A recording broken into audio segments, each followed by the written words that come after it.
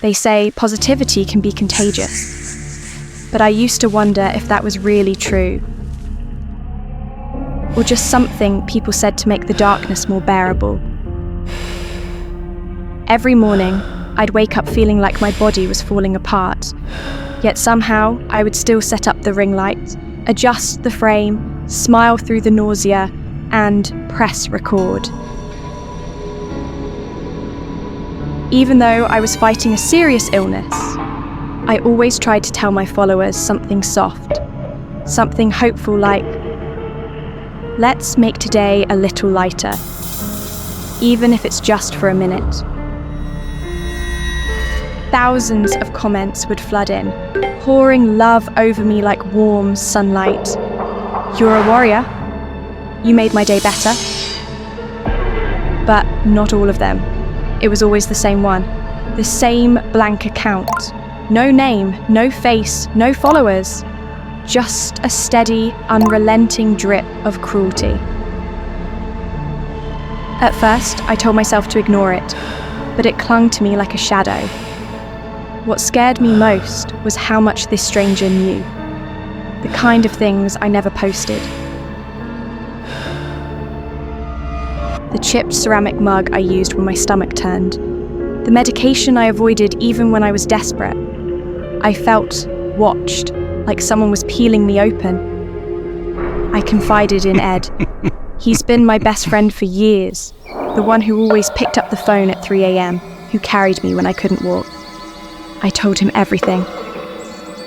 He didn't dismiss it. He just held me close and whispered, I've been there. I know what it does to your head. I know what it makes you feel, like you're never safe. His voice trembled, and for a moment, I saw something crack behind his eyes, something bare, something sharp. I didn't know when the thorns first broke the surface. Maybe it was the night she hit 1 million followers. Or maybe it started the day I realized people loved her for her pain, while I was just invisible in mine. I never meant to become that person. The comments were just a way to breathe, a small outlet.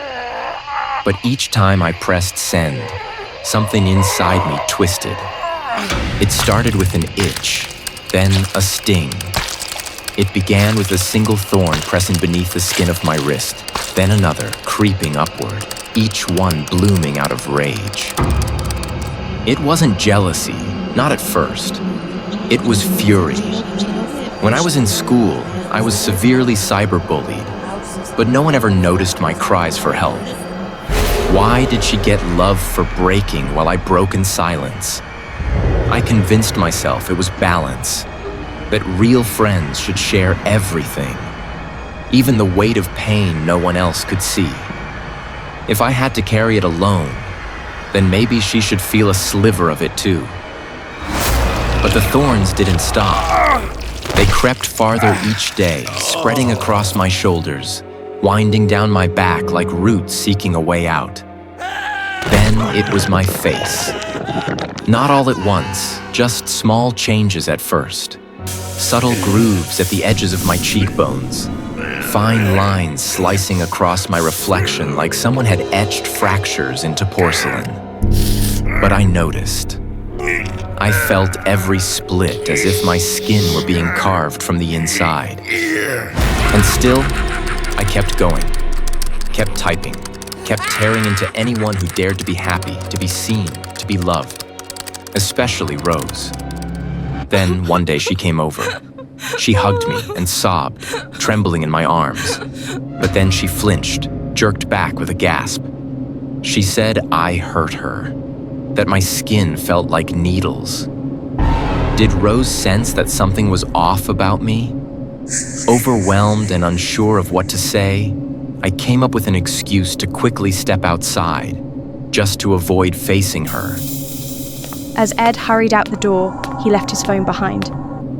It buzzed on the table next to me, a new notification lighting up the screen.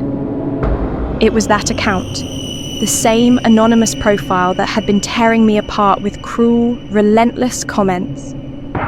Maybe this was the answer I'd been afraid to face.